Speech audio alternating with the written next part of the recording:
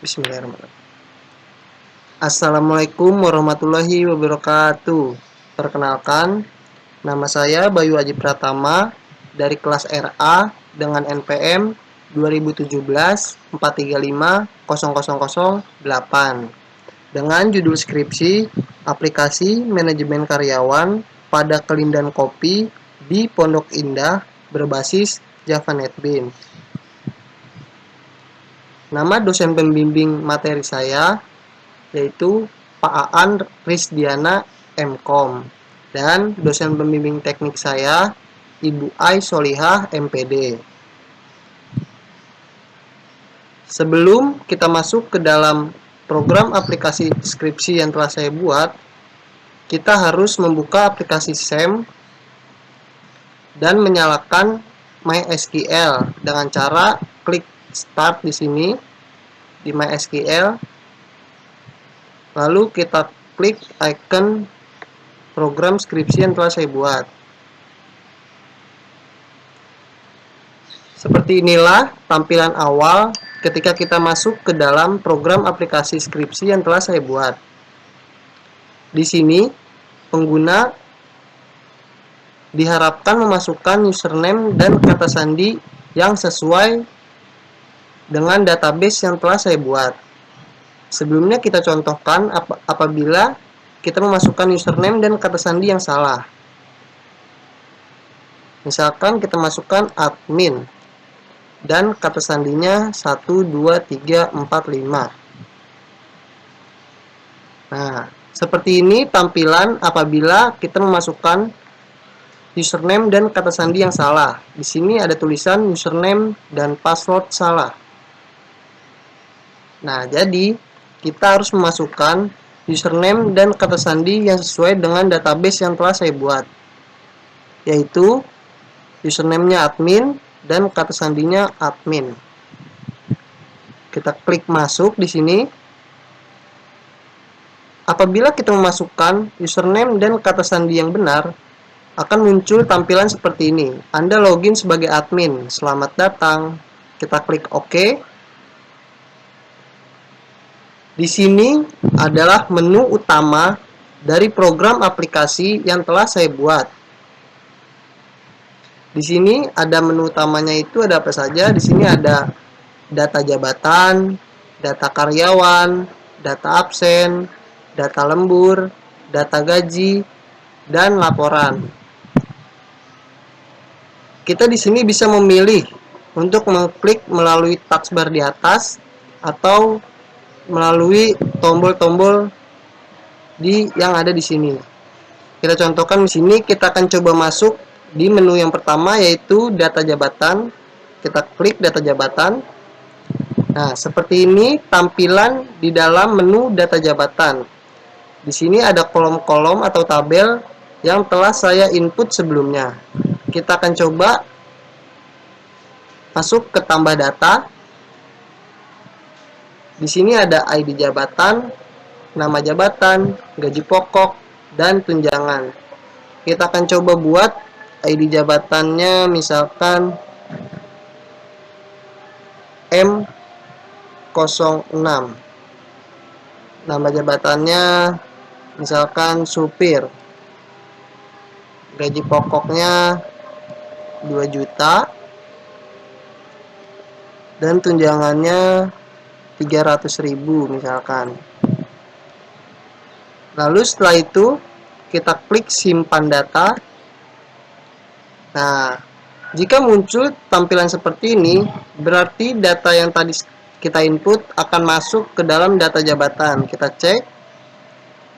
Ya, di sini sudah ada data jabatan yang barusan kita input, yaitu supir.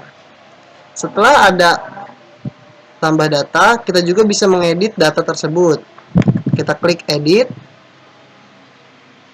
Nah, ini ID jabatan ini kita ambil dari yang tadi kita masukkan di data jabatan. Kita akan coba edit yang M06, yang supir, yang barusan kita input. Misalkan ternyata itu nggak ada supir. Kita ganti jadi satpam. Kita klik simpan data. Dan data berhasil diubah. Kita lihat ya, apakah sudah terganti. Ternyata sudah terganti ya, nama jabatannya yang barusan kita input, kita edit, Satpam. Lalu selanjutnya kita akan hapus data. Kita akan coba hapus data.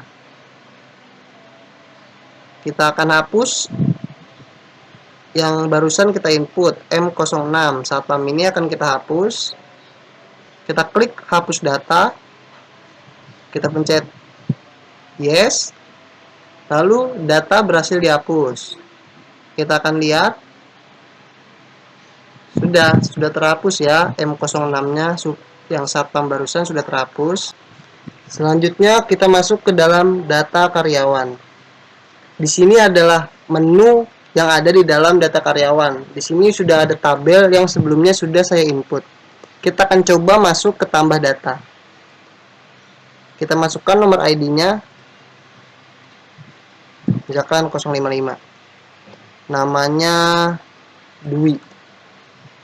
Kita pilih jabatan Dwi, dan jabatan ini kita ambil di data jabatan yang sudah kita input sebelumnya. Misalnya kita pilih admin. Dia tempat tanggal lahirnya di Jakarta. 2 Juli 2002. Jenis kelamin perempuan, nomor telepon, alamatnya Jalan Kebagusan 4 misalkan.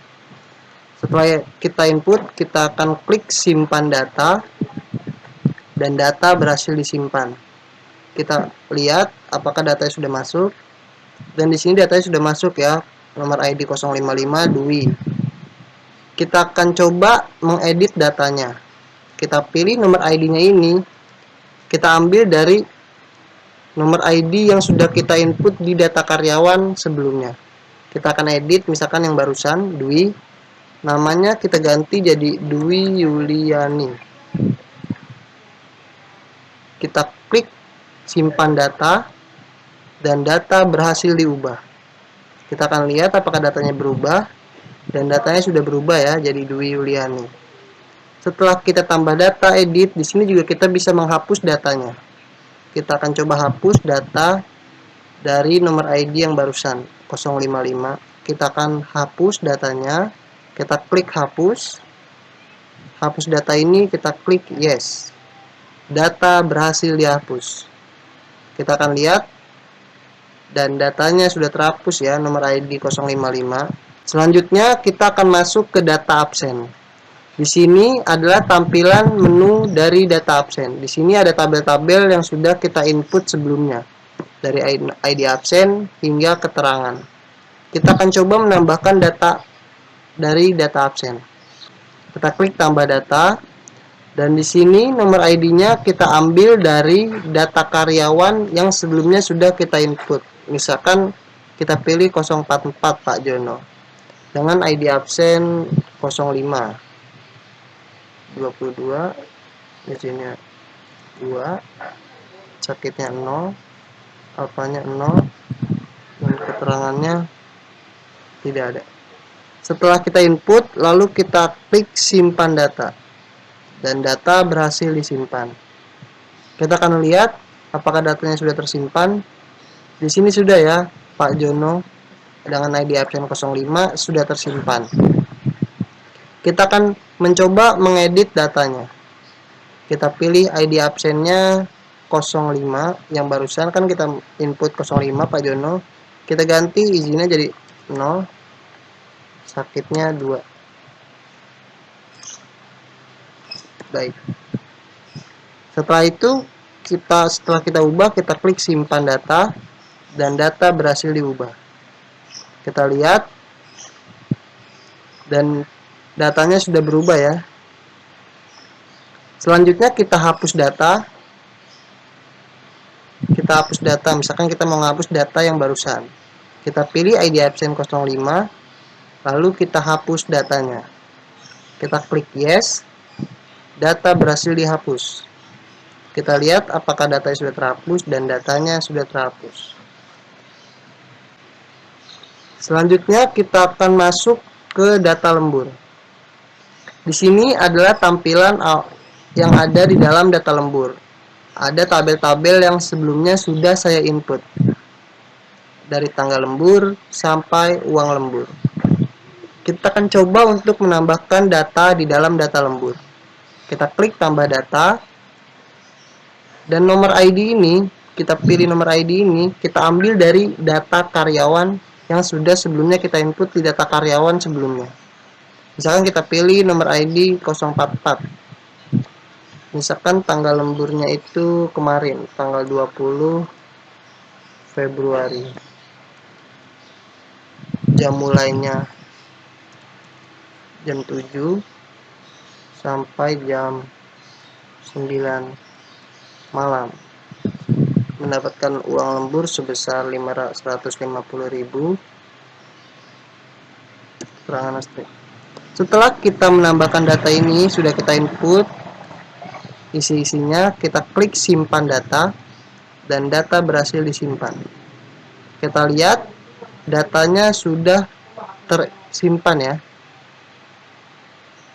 Setelah kita tambah data, di sini juga kita bisa mengedit datanya.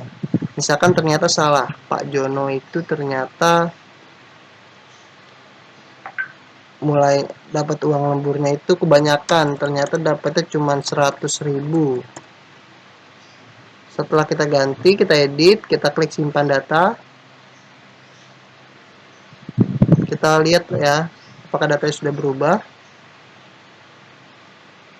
Dan ternyata datanya sudah terubah ya. Oh ya, ini tadi karena nomor ID yang saya masukkan sama, jadi dua-duanya keganti ya.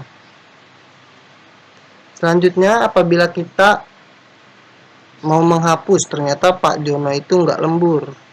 Kita hapus datanya dari Pak Jono. Setelah kita pilih, kita hapus ya. Hapus data ini, iya. Data berhasil dihapus. Kita lihat apakah data sudah terhapus, dan ternyata datanya sudah terhapus ya.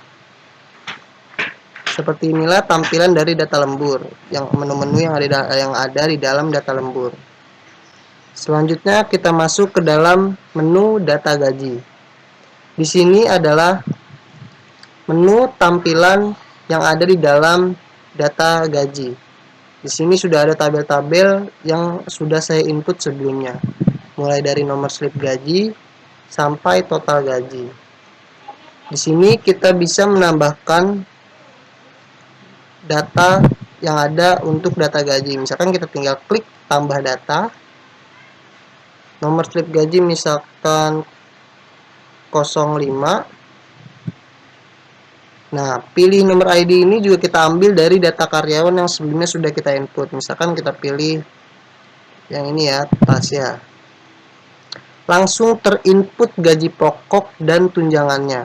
Di sini sudah terinput ini, kita otomatis itu karena sesuai dengan jabatan yang didapatkan oleh Tasya. Di sini jabatannya itu admin dan sudah langsung otomatis terinput gaji pokoknya sebesar 3 juta dan tunjangannya 300.000. Untuk mendapatkan total gaji ini, kita harus mengklik hitung di sini. Misalkan kita klik hitung di sini dan langsung tertera total gajinya jadi 3.300.000. Setelah kita menambahkan ini, kita klik simpan data dan data berhasil disimpan. Kita lihat ya apakah datanya sudah tersimpan. Dan datanya sudah tersimpan ya dengan nomor slip gaji 05 Tasya yang barusan. Setelah kita menambahkan tambah data, di sini juga kita bisa mengedit datanya. Kita pilih.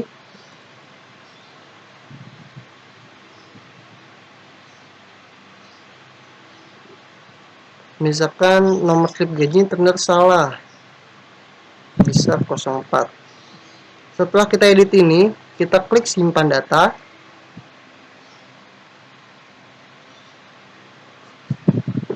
Aduh, lupa gua ini. Kalau kok salah sih tuh, perasaan nggak ada dan. Apa tadi sih salahnya? 04. Bukan itu berarti salahnya. Mama mana? Ada mama. Apa kelihatan mana ini? Kalau suara doang. Kita akan coba untuk menghapus data di dalam data gaji. Kita klik hapus data. Kita pilih nomor ID-nya. Kita akan coba hapus datanya ya. Kita klik hapus data. Hapus data ini. Yes. Dan data berhasil dihapus. Kita akan coba lihat. Dan datanya sudah terhapus ya. Yang Tasya 02 sudah terhapus. Selanjutnya di sini ada menu laporan. Di dalam menu laporan ini ada laporan absen, laporan lembur, laporan gaji, dan slip gaji karyawan. Sebenarnya tombol-tombol yang ada di sini juga sudah ada di menu-menu sebelumnya, seperti di laporan absen. Sebenarnya di data absen juga sudah kita cantumkan tombol cetak laporan. Ini sama halnya, sama juga tugasnya seperti tombol yang ada di menu laporan ini. Kita akan coba mencetak laporan dari laporan absen. Kita akan coba klik laporan absen, kita cetak.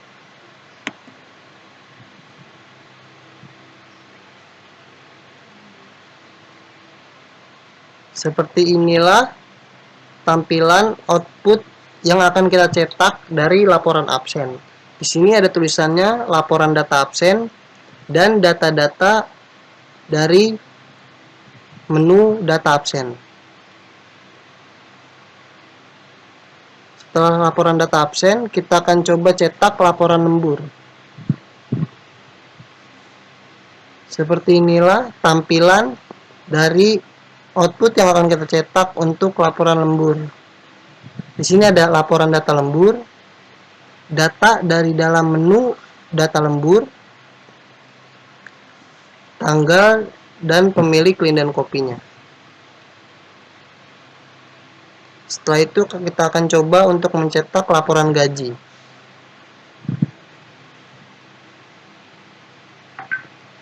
Seperti inilah tampilan dari laporan data gaji ya. Sebelum kita cetak, seperti inilah outputnya. Ada laporan data gaji ini, kelindan kopi, laporan data gaji, data-data yang ada di dalam data gaji, Jakarta, tanggalnya, dan sebagainya. Seperti inilah tampilannya. Yang terakhir, kita akan coba mencetak slip gaji untuk karyawan di masing-masing karyawan. Kita akan klik slip data gaji, slip gaji karyawan. Kita masukkan slip gajinya 03.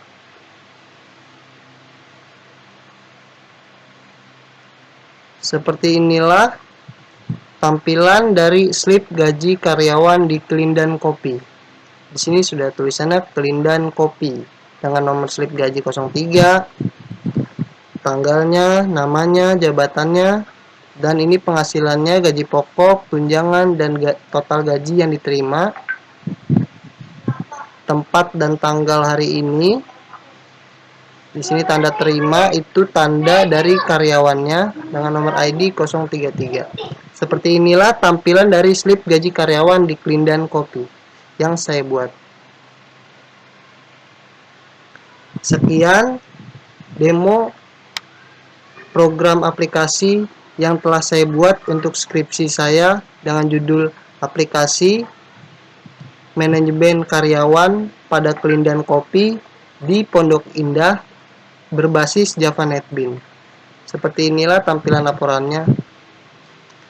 Apabila kita mau keluar dari program aplikasi yang saya buat ini, kita bisa mengklik keluar di sini. Kita klik keluar aplikasi, yes. Akan kembali lagi ke dalam menu awal dari tampilan kita masuk ke dalam program aplikasi yang saya buat.